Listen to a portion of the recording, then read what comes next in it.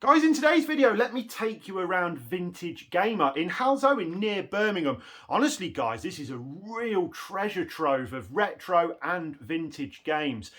Just when you think you've seen everything, there's whole other rooms with retro stuff just stacked up to the ceiling. So keep watching because honestly, it just keeps coming thick and fast. So yeah, guys, let me take you around Vintage Gamer, and on the other side, I'm going to show you what I took away from the place.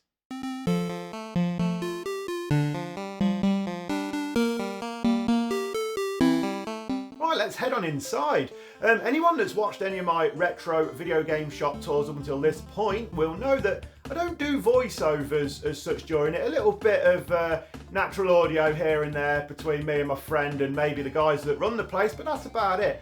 But it might be the start of a new thing because, to be quite honest, there's a lot I want to talk about with this one particularly.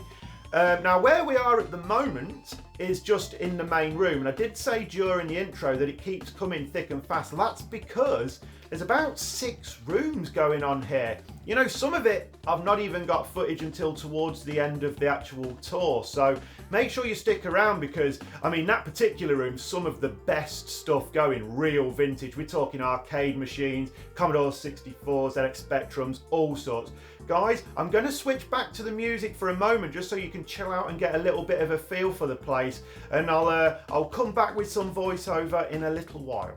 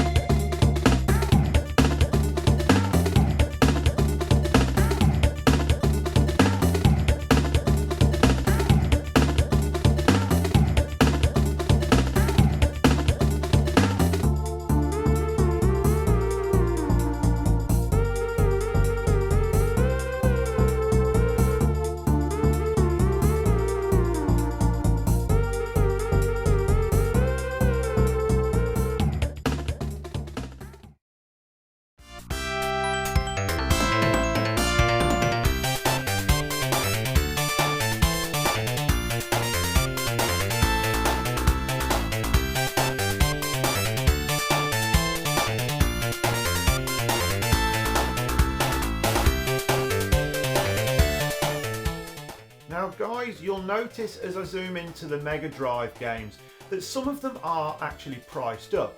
But let me tell you now, the vast majority of his stock is not priced up at all, and it's kind of a little bit of a bugbear of mine. It's such a shame, really. I do not like to speak negatively of any of these places because I absolutely adore it, and I absolutely adore Vintage Gamer. As you can see, it's such a good amount of stock. But I picked up 1 Mega Drive game, 2 N64 games and a SNES game. As you'll see at the end of the video, I'll show you what they are, but none of those were priced up. And the way the chap dealt with it was to get his phone out and start to have a little look at some prices somewhere. I do not know where he was getting his prices from. Could be eBay. I mean, to be honest, I shouldn't even say that because I genuinely have no idea where he's getting his prices from. But the fact of the matter is, you know, it would have been nice beforehand to have known how much the games cost. But to be fair to him, I believe he did do me a very good deal, and I am happy with the price that I paid. So it's not a complaint on the prices whatsoever. It would just really be nice to know what the prices were before I stood there with them all in my hand.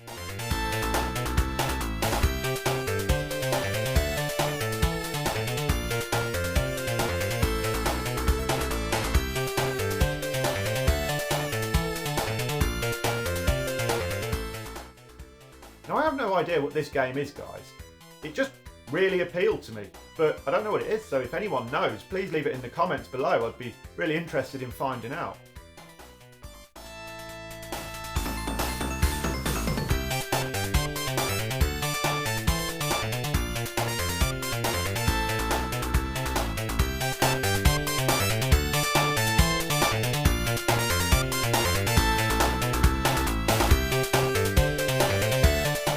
Switch to a little bit of native audio here, guys. Cleans out all the conventions and by the looks of it. It definitely does, mate. It's stacked to the roof. I know, yeah. Smuggler's room. It's just so much stuff.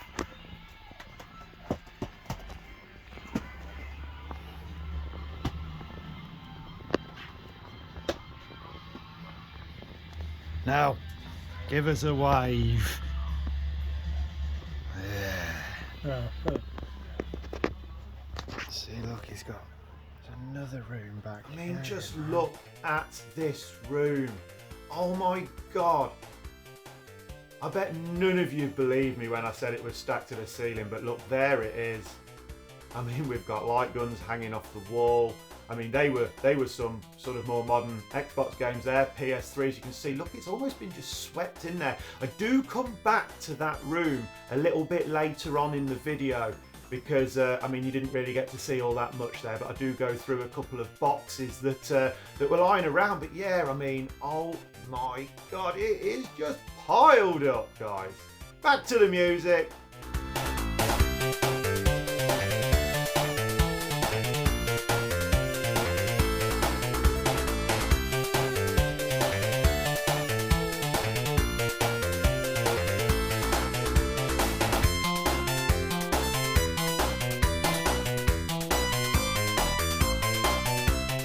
So how can I not mention Charlie and the Chocolate Factory for the Game Boy Advance, as my friend Neil that I'm with today on this tour decided he was going to be very funny and buy me that for our £5 video game challenge.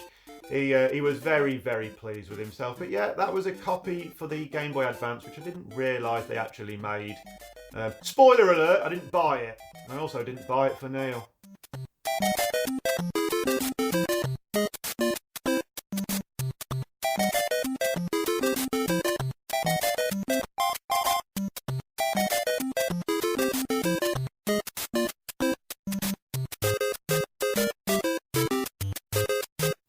So guys, where we are now is actually behind the counter.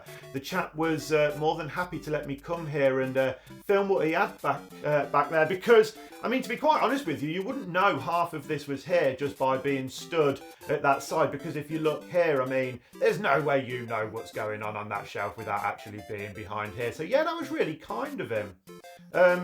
Like I said, it just keeps coming thick and fast. Loads and loads and loads of retro games. Honestly, I could have spent thousands. And yeah, this room here, well, here we go. Let this be a treat for you. I mean, excuse how disorganised it is, that doesn't matter, but you look at what is going on these shelves. I was just so impressed. I mean, sure, there's Wii's and PS1, nothing particularly rare, but look, how cool is this? You've got arcade machines going on there. He's got an boxed Atari slightly to the right, which I'll show you in a second. ZX Sinclair, I believe, is just about to come up. PlayStation 3's boxed, PlayStation 2's boxed. Honestly, how cool is this?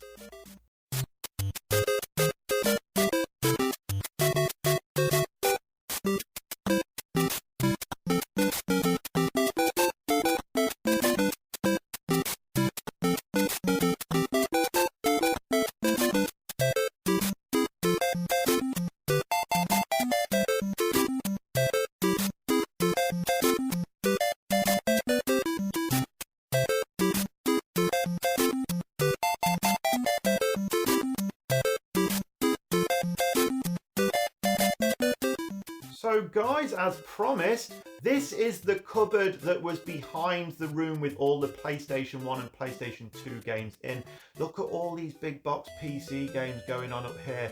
Now, I genuinely couldn't reach them, so I did ask the chap if he had a copy of either Simon the Sorcerer 1 or 2, Discworld 1 or 2, or any of the big box Monkey Island games, because I really want them back in my collection. Unfortunately, he said that he didn't. I'm not sure particularly if he even knew, because there's just so much stock, but I mean, I'll take his word for it. He said he didn't have any copies of it, so unfortunately that was that. But yeah, I mean, look, boxes here just full of stuff. I really, really, really recommend that you head on to Halesowen and check this place out, because there's bound to be stuff in here that you need for your collection, regardless of what it is that you actually collect. I mean, it's been a long time since I've seen this many big box PC games going. And the American Super Nintendo there, if that had have had a price on it, I might have bought it. Obviously depending on the price, but I didn't ask him, unfortunately, how much it was. Kind of regret that, perhaps I should have done, but I didn't, so that stayed on the shelf. Again, though, if it had had a price on it and took the time to have priced things up, then I might have been more inclined to have actually took it away. I don't always like to challenge people about prices, but I'll stop going on about that for the time being. Let's switch back to the music.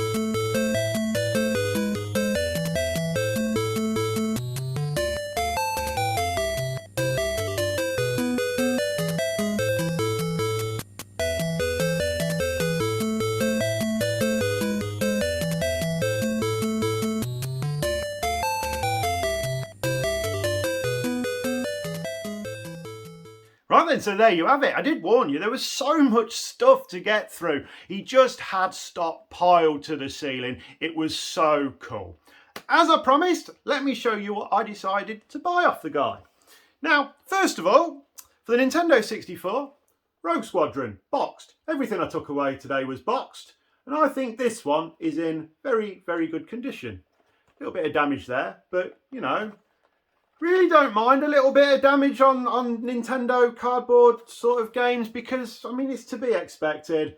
And not only that, there's absolutely no way on earth I could afford to be a mint in box collector. So let me open it up. There we go. There's the manual. Definitely complete in box as far as I'm aware. Cartridge cut out. There we go. Chuffed to bits to have Star Wars Rogue Squadron. Next up, we have Mission Impossible, also boxed, also for the Nintendo 64. Now, the reason why I wanted this one was because this was one of the first games I ever owned with the console. So I got my Nintendo 64 for Christmas. I mean, had a bit of a barney with my dad because he was like, no, you want a PlayStation? But I didn't. I wanted a Nintendo 64. And I got a copy of Mission Impossible with it and Banjo-Kazooie. Now I'm trying to think, whereabouts on that timeline I actually got my copy of Zelda 64 Ocarina of Time. I'm not sure if I got that same Christmas. Was it a release title or not? I'm not sure. Anyway, why am I waffling on about Zelda? Mission Impossible. I can't give you individual prices, guys, because it's just not the way he operates, unfortunately. But no, I mean, there it is. Happy days. Micro Machines 2 for the Mega Drive. Turbo Tournament. There it is. The Micro Machines games were so much fun. Now this one, as far as I'm aware, really is complete in box, because as you can see, it also has these awesome Micro Machine Turbo Tournament invites. And one of them's come a little bit loose, but there's a whole booklet of them there. And then, of course, the manual. So, yeah, I was really pleased about that one. How cool are them invites? Micro Machines, wicked game. Right, so I do believe that every game collector should have at least one version of this game in their collection. And I'm actually really pleased that I've got it for the Super Nintendo, and that's the utterly iconic Doom. There it is, chuffed to bits. This is the only version of Doom I've got at the moment. However, the CEX near me does have a copy for the PlayStation 1, which I may very well go and get. So that's in really good condition. And again, I'm lucky enough to have a copy that also comes with the manual. So yeah, guys, that's Doom for the Super Nintendo. Right then, so he charged me for everything £60. Now, I believe personally that that's a really good price for those 4 games. Like I explained during the voiceover, it was kind of annoying that I don't know what they cost individually. He sort of said, but it was sort of mumbling. And then he was like, and I'll knock this off and I'll knock that off if you buy the whole lot. So yeah, 60 quid all in, chuffed to bits. Just thankfully I could afford it, because it could have been a little bit embarrassing otherwise. Guys, I hope you enjoyed that. Vintage Gamer really is somewhere I think you should go and check out. It is an amazing, amazing shop. Guys, please consider liking and subscribing. I'm going to be going to many more gaming shops like this. Doorway to Darkness, I believe that's my next one. Have I said that right? Something or other Darkness. Anyway, that's the next place we're going. I'm going to be taking a few friends with me on that one, so that one's going to be a good laugh. Guys, consider liking and subscribing. Thanks ever so much for watching. Please take care of yourselves, and I'll see you again soon. Nice one.